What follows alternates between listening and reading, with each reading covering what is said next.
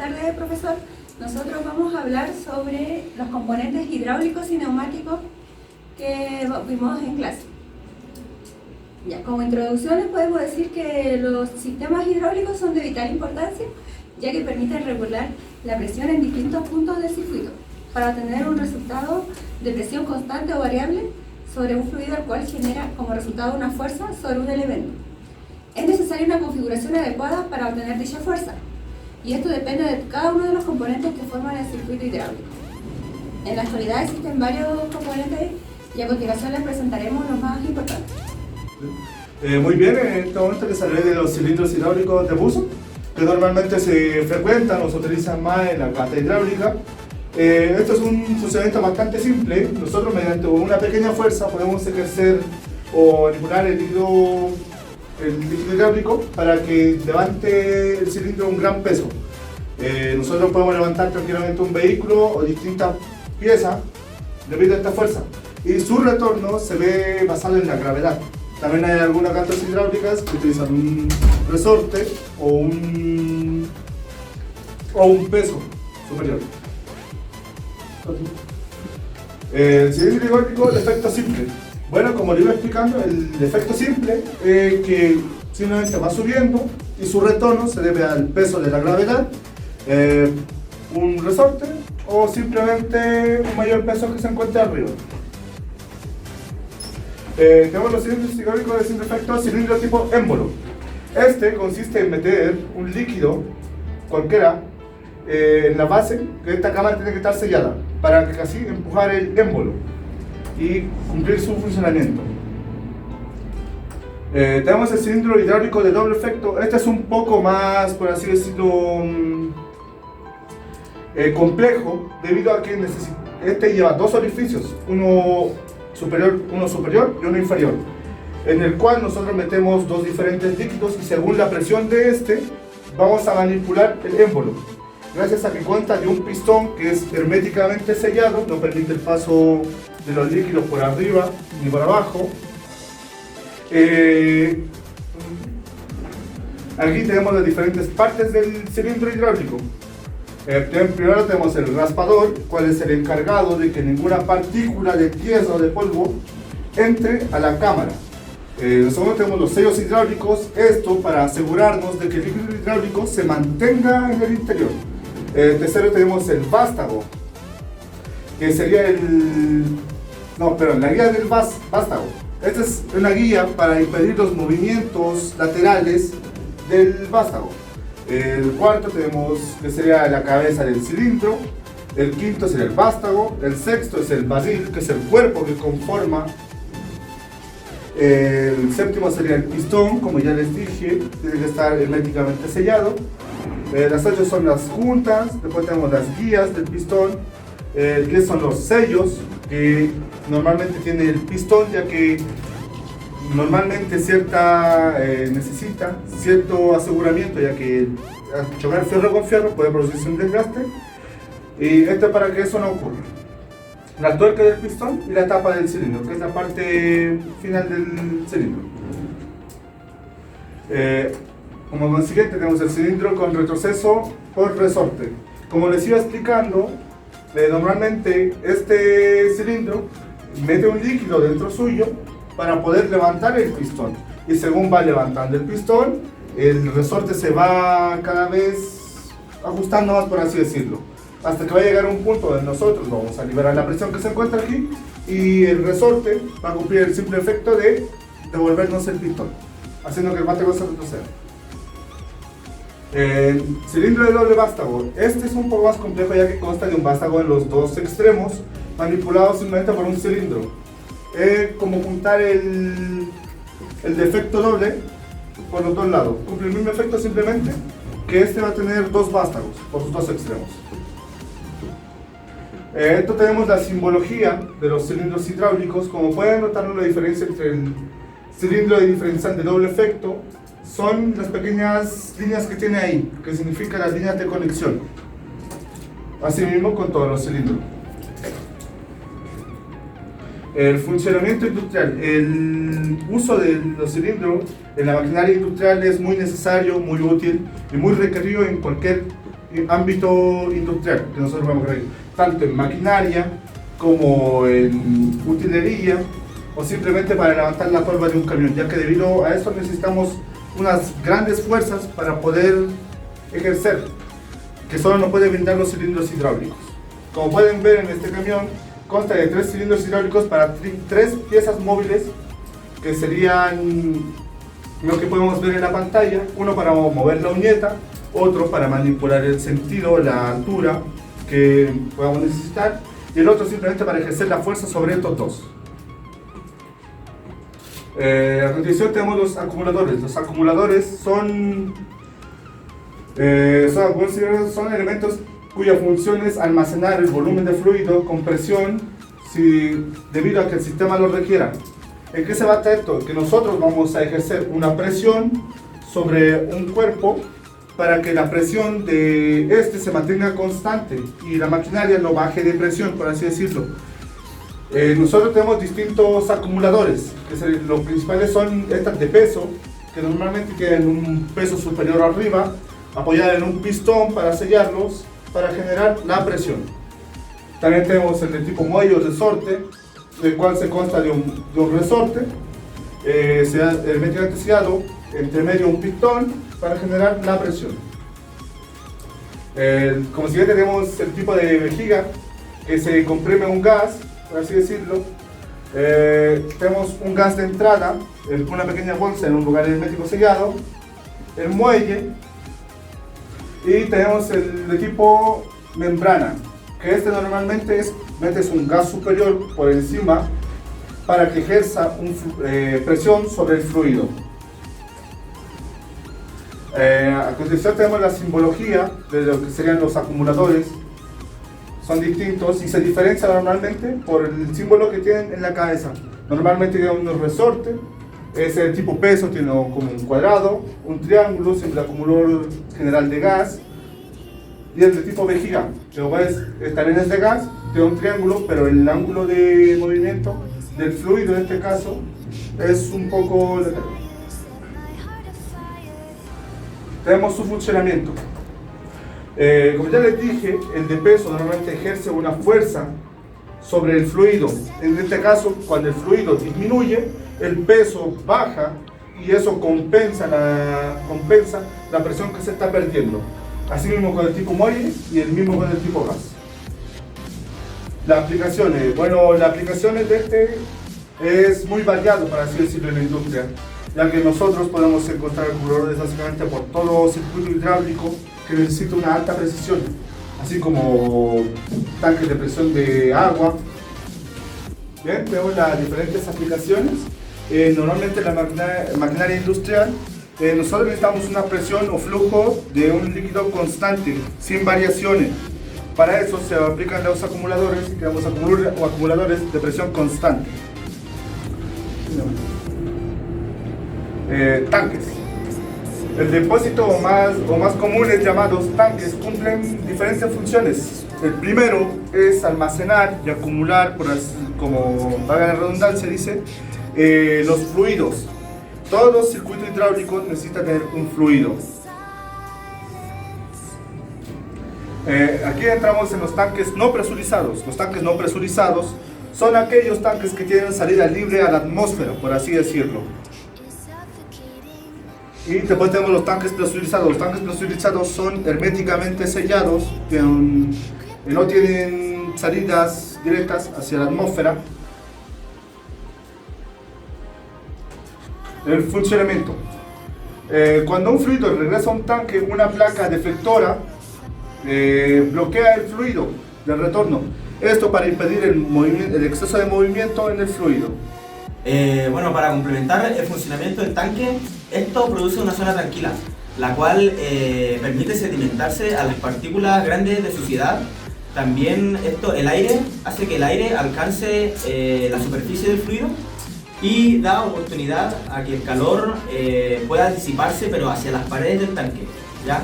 La desviación y por consiguiente la desviación del fluido es un aspecto muy importante en la adecuada operación del tanque, ¿ya? Por estas razones las líneas que regresan al fluido del tanque deben colocarse por debajo del nivel del fluido, ya en el lado de la placa deflectora, opuestos a la línea de succión.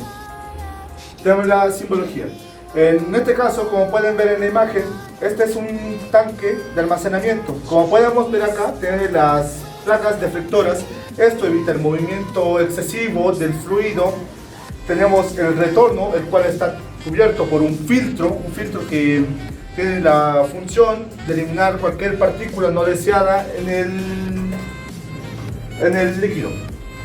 También tenemos la tapa de llenado, esto debido a, por así decirlo, reducciones en el líquido hidráulico que no debería pasar, y la válvula de alivio por un exceso de presión que pueda ejercer el fluido en el tanque. Como podemos ver, aquí tenemos los tanques no presurizados que tienen, como se puede ver, una entrada libre de la atmósfera, y los tanques presurizados que son herméticamente sellados. Algunos de estos tanques consta de una liberación, por así decirlo, como una válvula de alivio para eliminar el exceso de presión. Las aplicaciones. Se sabe que en cualquier circuito hidráulico que nosotros podamos tener, necesitamos sí o sí de un tanque. ¿Por qué? Porque el constante movimiento de los líquidos y de la ejerción de fuerza debe retornar a un depósito. Y este depósito a una vez debe cumplir la función de retornar y abastecer, por así decirlo, al mecanismo. En este caso tenemos la válvula hidráulica. Bueno, las válvulas hidráulicas son mecanismos que sirven para regular el flujo de los fluidos, ¿ya? Se desempeñan en distintas funciones, recibiendo en cada caso un nombre diferente, ¿ya? Tenemos una clasificación que sería válvula de control de dirección, válvula de control de flujo, válvula de control de presión, ¿ya? Dentro de la válvula de control de dirección podemos encontrar algunas válvulas que son nombradas por válvula compensadora, válvula de caída rápida, válvula selectora, ¿ya? En el control de flujo podemos encontrar la válvula de carrete, la válvula divisora de flujo, la válvula de control de flujo, ¿ya? En el control de presión podemos encontrar válvulas de alivio, válvula de reductora de presión, válvula de diferencia de presión, ¿ya? En la válvula de control de dirección, más que nada estas válvulas se manejan principalmente en la ruta y la desviación de una corriente de fluido, ¿ya? Incluyendo el arranque y el paro, sin afectar el nivel de presión o el gasto del flujo. Las válvulas para controlar la dirección del movimiento de un cilindro o de un motor de aire o hidráulico tienen 3 vías, o 4 vías, o 5 vías, ¿ya?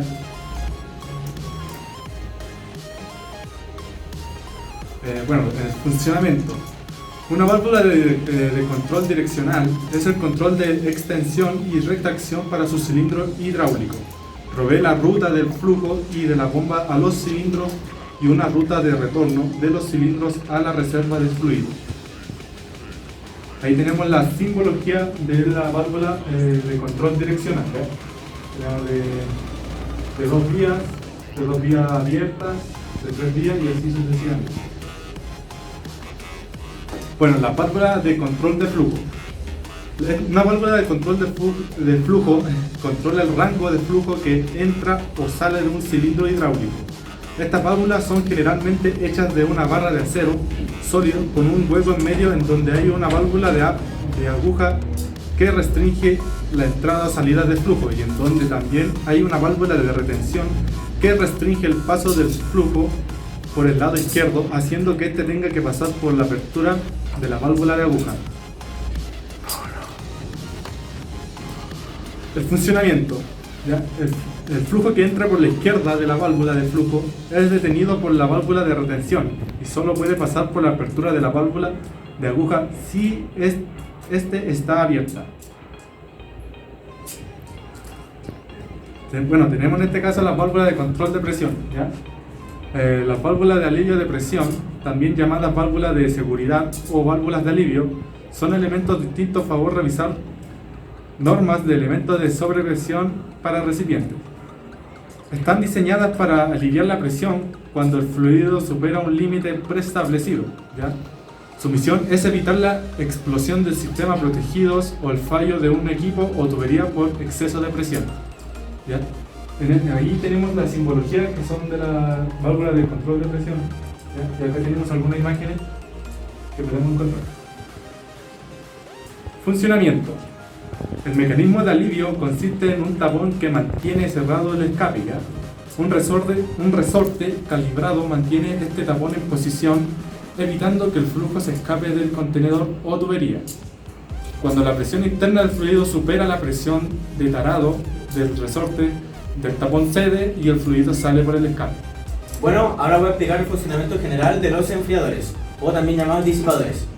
En los sistemas hidráulicos y mecánicos, hidráulico más que nada, la energía se transporta y se transforma. ¿Ya? Entonces, en esta transformación y transporte de la energía mecánica e hidráulica como que se pierde, pero en forma de calor. Entonces, lo que hacen los enfriadores básicamente es tratar de evitar esta pérdida a lo más mínimo, para así poder ahorrar más fluido y para poder ahorrar energía mecánica y energía hidráulica, que es lo que se está tratando de conservar. Vamos a explicar el primer enfriador, el cual es el enfriador de aire-aceite. ¿Ya? El aceite pasa por un tubo cubierto con aletas de enfriamiento. Un ventilador sopla sobre el tubo y las aletas, enfriando el aceite. Luego vamos el enfriador, esta vez de agua a aceite, que básicamente es el mismo principio, el cual es un tipo de enfriador que el aceite pasa por una serie de tubos que se enfrían con agua. Esto es muy similar, los dos son muy similares, pero lo único que se diferencian es solo que uno trabaja con aire, otro trabaja con aceite. Pero donde lo podemos ver esto, básicamente es en los disipadores de los procesadores de los computadores, que básicamente es el mismo principio. Yo voy a hablar sobre las bombas. Las bombas son dispositivos que se encargan de transferir energía a la corriente de un fluido, impulsándolo desde un estado de baja presión estática a otro de mayor presión. Están compuestas por un elemento rotatorio denominado impulsor, el cual se encuentra dentro de una carcasa llamada voluta. Inicialmente la energía es transmitida como energía mecánica a través de un eje para posteriormente convertirla en energía hidráulica. Tenemos nuestra clasificación volumétrica y no volumétrica. Las volumétricas tienen poca fuga y su rendimiento es elevado.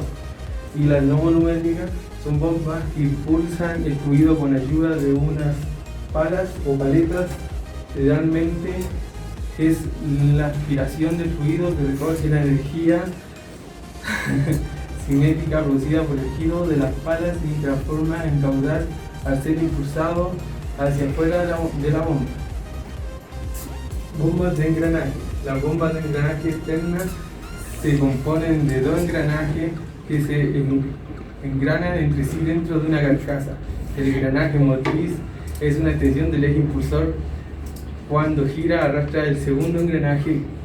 Cuando ambos engranajes giran, provocan un vacío parcial en la cámara de entrada y el fluido se introduce a la bomba a través del orificio de entrada. Este fluido queda atrapado entre la carcasa y los dientes de rotación de los engranajes.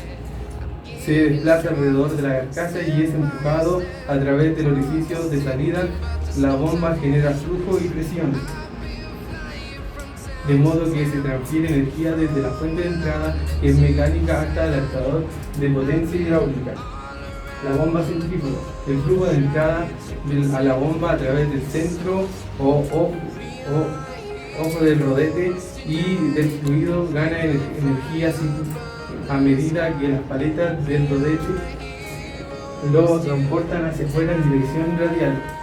Esta aceleración produce un apreciable aumento de energía de presión y cinética, la cual es debido a la forma de caracol de la voluta, para generar un incremento gradual al área del flujo, de tal manera que la energía cinética a la salida del rodete se convierte en cabeza de presión a la salida. Bombas de paleta. En los extremos de la bomba de paleta se aprieta en el interior del estator y las paletas deslizan por él. La cámara de trabajo se llenada entre dos paletas contiguas, el estator y el rotor.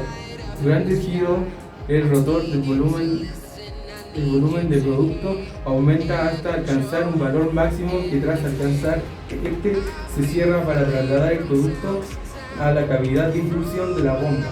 A la par se inicia el desalojo del líquido de la cámara de trabajo a una cantidad igual a su volumen útil. Aquí tenemos la simbología como tipo paletas, engranaje fundido, doble paleta y engranaje. Otras aplicaciones. Tiene varias variedades de aplicaciones como en la industria alimenticia, cosméticos, farmacéutica y como en los combustibles, lubricantes, etc. Bueno, como mi compañero anteriormente decía, se ocupa en toda esta industria porque la bomba es muy importante para todo lo que tenga que ver con fluido y sobre todo la bomba centrífuga, ya que la bomba centrífuga es mejor por su facilidad de adecuarse a la naturaleza de los fluidos, ya sea su viscosidad, su corrosividad o su composición. ¿Ya? La podemos encontrar en toda esta industria, también en la industria minera, en lo que sea, refinación y lo que sea producción de vapor, como puede ser una central térmica, también en la industria del petróleo, también puede ser incluso domésticamente hay bombas que se pueden utilizar para regular presiones de agua, e incluso bombas que domésticamente se ocupan para extracción de agua de los pozos. Los compresores son dispositivos empleados para comprimir aire o otro tipo de gases, elemento principal en algunos sistemas de refrigeración. Extrae la refrigeración, los refrigerantes vaporizados del evaporador a una presión relativamente baja y lo comprime para luego ser descargado. Aquí tenemos la simbología del compresor y del depósito.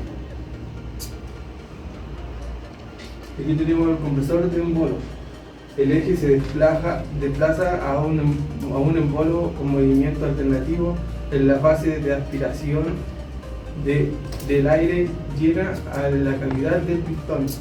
En la fase de compresión, al desplazarse el embolo hacia arriba, reduce el volumen del gas y lo impulsa hacia la línea de distribución. El compresor de paleta. Estos compresores están constituidos por un rotor excéntrico que gira dentro de un cárter cilíndrico. Este rotor está provisto de aletas que se adaptan a las paredes del cárter, comprimiendo el aire que se introduce en la celda máxima. Compresor de tornillo.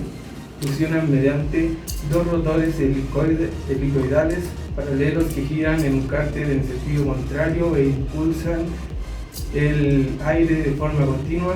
El rotor macho conectado al motor adapta el rotor hembra como consecuencia del contacto de su superficie, sin ningún engranaje auxiliar. El volumen libre entre ellos disminuye comprimiendo el aire. Su aplicación normalmente varían: alimentar una red de aire comprimido para instrumentos, proveer para la combustión, hacer circular gas a un proceso o un sistema, producir condiciones idóneas para que se produzca una reacción química o para producir y mantener niveles de presión adecuados para razones de procesos de Torres, y alimentar aire a presión para mantener algún elemento en circulación. Los filtros es un componente principal del sistema de filtración de una máquina hidráulica, de lubricación o de engrase. Estos sistemas se emplean para el control de contaminación por partículas sólidas de origen externo y las generadas internamente por procesos o de desgaste o de erosión las superficies de la maquinaria, permitiendo preservar la vida útil tanto de los componentes del equipo como del flujo hidráulico. Filtro de infusión o de presión. situado en la línea de alta presión tras el flujo de incursión o de bombeo. Permite la provisión de componentes sensibles como válvulas o actuadores. Filtro de llenado. En la entrada del depósito habilitada para la reposición del fluido hidráulico de manera que permiten su filtración y la eliminación de posibles contaminantes acumulados en el contenedor o la línea de llenado. Filtro de retorno. En un circuito hidráulico cerrado se emplaza sobre la conducción de fluido de retorno al depósito a baja presión o en el caso de filtros semisumergidos o sumergidos en el mismo depósito. Actúa de control de las partículas originadas por la fricción de componentes móviles de la maquinaria. Voy a explicar ahora las aplicaciones de los filtros. ¿Ya? Los filtros son utilizados para el control de contaminantes sólidos en aplicaciones críticas del sistema, ¿ya? Y componentes como servoválvulas, válvulas proporcionales y direccionales, ¿ya? Así como motores, bombas y cilindros hidráulicos. ¿Ya? Adicionalmente, estos filtros se usan exitosamente en lubricación industrial, en maquinarias de alta exigencia y disponibilidad como lubricantes de turbinas, motores, transmisión de potencia y energía. O sea, y transmisión de potencia, energía y también para rodamientos. ¿Ya? En industrias también se ocupan en industrias generadoras de energía, en maquinarias mineras y en la producción de papeles. ¿Ya? Bueno, aquí podemos ver la simbología de los filtros. Bueno, la simbología general del filtro es como un rombo con una línea segmentada en medio, ¿ya? Luego los demás son principalmente un rombo, pero lo que cambia es al medio. Por ejemplo, aquí tenemos el refrigerador, que son dos flechas hacia arriba, el separador de neblina, que también es muy similar, el lubricador, que es solo una línea arriba, y igualmente con los demás. Ya, bueno, yo voy a hablar sobre los sensores. Los sensores son dispositivos que están capacitados para detectar acciones o estímulos externos y responder en consecuencia de ellos. Nos permiten captar información del medio que nos rodea, encargados de medir magnitudes físicas y convertirlas en señales eléctricas capaces de ser entendidas por un microprocesador y este capaz de detectar magnitudes físicas o químicas y transformarlas en energías eléctricas. Los sensores tienen tres parámetros fundamentales, que es el rango, valor en medio que se puede medir, la resolución, valor mínimo que se puede detectar y la sensibilidad. Acá tenemos diferentes tipos de sensores que son los mayormente conocidos. Ya. Después los sensores los podemos clasificar atendiendo a varios criterios, como por ejemplo por la señal. Tenemos los análogos y los digitales, tenemos por la influencia que tienen sobre el proceso, tenemos sensores que no influyen, que son los pasivos o activos cuando absorben energía. Ahí podemos ver que solo reciben y miden energía reflejada o emitida, y también emiten energía y la reciben al ser reflejada. También tenemos por los parámetros que pueden variar, puede ser mecánico, eléctrico, electromagnéticos, ópticos. Bueno, les hablaré sobre los tipos de sensores ultrasónicos y el de humedad. Bueno, el ultrasónico son sensores utilizados para detectar la proximidad física de un objeto con el fin de evitar un roce o choque mecánico, ¿ya? ¿Cómo funciona esto? Operan enviando una onda de sonido que posteriormente choca contra una superficie y se devuelve, ¿ya? Lo que hace este sensor es que mide el tiempo en el que se demora en retornar. Luego, el sensor de humedad, que son sensores que miden la humedad relativa y la temperatura de un ambiente, ¿ya? Cuentan con circuitos integrados que les permiten emitir una señal acondicionada, ¿ya? Usualmente cuentan con un punto sensible que capta las señales del ambiente. Este punto es fabricado con polímeros y electrodos de platino. La mayoría son calibrados por láser, tiene buen rendimiento y un margen de error mínimo. Tenemos los sensores de velocidad. Son detectados para detectar la velocidad de un objeto o un vehículo en movimiento. Se conocen como velocímetros. Existen diferentes tipos de sensores para detectar la velocidad.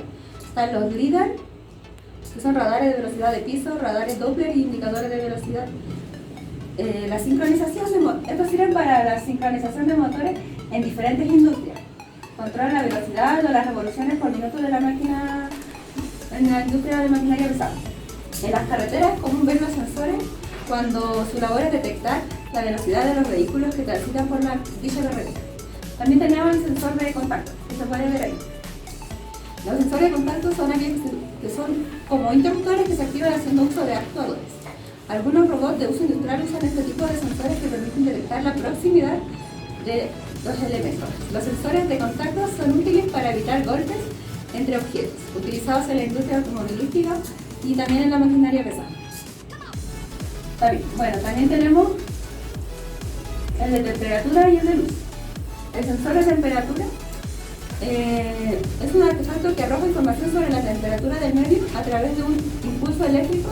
Este impulso pasa en forma de voltaje y la proporción a este voltaje es el equivalente a la temperatura medida. Aquí tenemos un sensor de temperatura. Se utilizan en el ámbito industrial para controlar la temperatura de artefactos o maquinaria involucradas en procesos. También tenemos el de luz. Estos sensores son reflectivos que operan por la intercepción de la señal. ¿Cuál es su funcionamiento? Operan haciendo uso de una célula receptora por una fuente luminosa, que puede ser una lámpara, una LED, un diodo.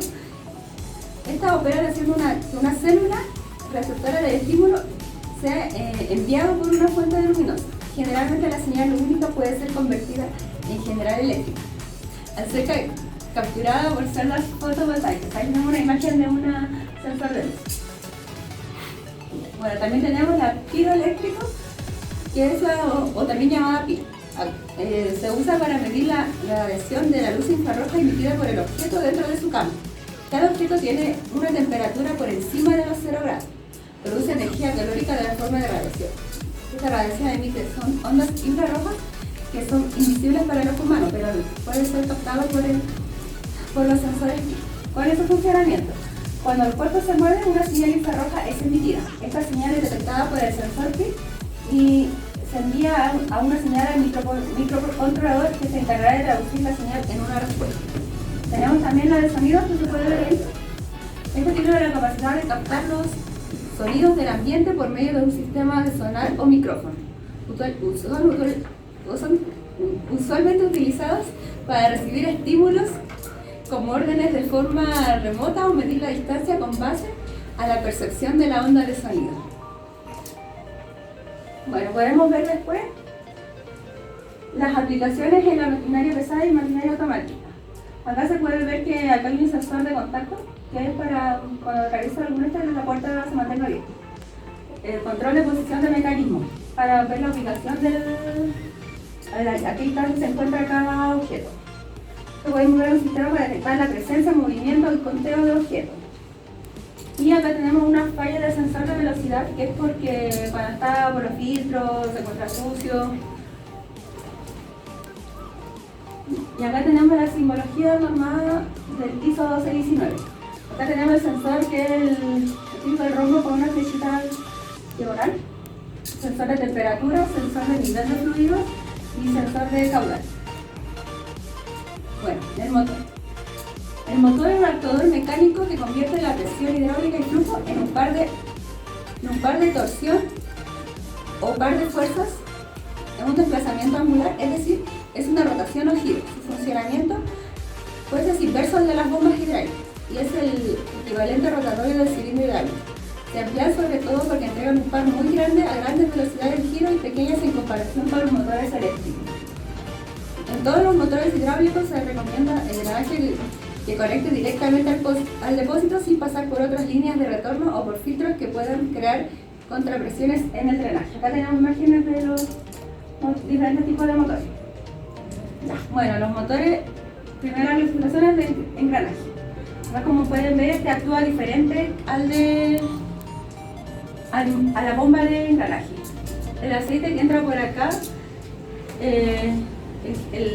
los dos engranajes que van girando, está el engranaje principal y el engranaje loco, y acá está el aceite de salida. Estos motores poseen un tamaño reducido y son capaces de girar en dos sentidos. Al ser tan pequeños, el par también lo es y esto generará mucho ruido. Podrán trabajar a velocidades muy elevadas, pero al igual que los motores de paletas, el rendimiento disminuirá considerablemente cuando se almacenan a bajas velocidades. tenemos el motor de paleta. Contamos con los motores de paleta que cuentan con la misma forma y estructura de las bombas de paleta, pero el movimiento radial tendrá que esforzarse. En las bombas, el movimiento se debe a las fuerzas centrífugas. ¿Cómo funciona esto? El motor de paleta tiene un rotor, que está ahí al medio, en los agujeros montados en un eje que desacciona al mismo. Las paletas expresamente introducidas en las cavidades del rotor se desplazan radialmente, como lo pueden ver en la figura, sellando contra el anillo. Este cuenta con 2 secciones mayores y 2 secciones menores radiales. Y se pueden ver las mayores y las menores. Después son unidas mediante secciones de transición o rampas.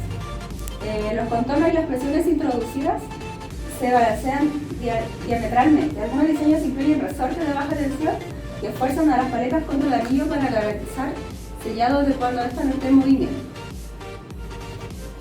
Después tenemos los motores de pistones. Son utilizados ya que consiguen potencias muy elevadas al trabajar a presiones elevadas. ¿Cómo funciona? Los pistones radiales tienen un barrilete o cilindro unido a un eje. Acá no sé si lo pueden ver. Contiene un número de pistones que reciclan en cavidades radiales. El lado externo de los pistones se apoya sobre el anillo impulsor. El fluido de presión ingresa a través de un pin ubicado en el centro del cilindro para accionar los pistones hacia afuera. Estos pistones son presionados contra el anillo impulsor para que las fuerzas reactivas generen rotación en el barrilete. Acá tenemos 2 tipos de motor de pistones, que son los lineales y los axiales. El lineal es un pistón que no tiene ángulo, en cambio el axial sí, tiene un ángulo acá de rotación. Los pistones generan un torque mediante la presión aplicada a los externos de los pistones, que reciclan en un cilindro o barrilete. En este diseño, el eje del motor y el cilindro se encuentran alineados en la misma axis. La presión de los extremos de los pistones generan una reacción contra el basculante inclinado, lo cual rota el cilindro y por ende el eje. Bueno, y los pistones axiales del eje inclinados generan un torque como resultado de una reacción a presión sobre los pistones reciprocales. En este sentido, el barrilete y el eje se encuentran instalados a un ángulo entre sí, como lo veis en la figura. La reacción sobre la brida del eje, la velocidad y el torque cambia con variaciones en el ángulo, desde una velocidad mínima predeterminada a un desplazamiento máximo y el torque a un ángulo de aproximadamente 30 grados, hasta una velocidad a un desplazamiento mínimo y un torque de 7,5 grados. Bueno, y las aplicaciones que encontramos en la maquinaria pesada son